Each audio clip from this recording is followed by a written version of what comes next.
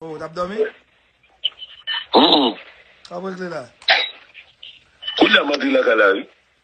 Sa bay la? Chita mon cher, kou la mpe krivi la kamwe yi? Yo, pral dormi koun ya? Non? Yo, So gen la? yo, mgen 3 mesdames ki te wot ale ya. Madame la? Non?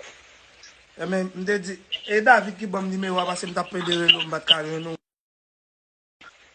Non, mwen map vin Saint-Domingue dimanche. But Ok. yal Haiti, yal Saint-Domingue jodi ya.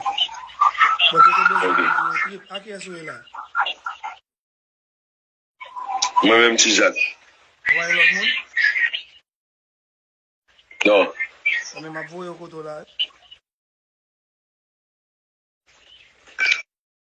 Ebe mwen mvouye lokalizasyon ba ou? E men, ok, ou met voye lan live la pasko live. Ou live nan Instagram, voye lan live la. Non mkite Instagram mwen deja. Mwen live joujou. Mwen ki live, ou moun yap tan do, yo di ou infidel, yo di pou mte relo.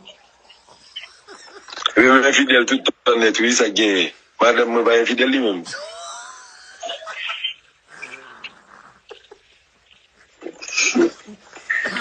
Yo, m live, oui, men. Ki me le moun dam.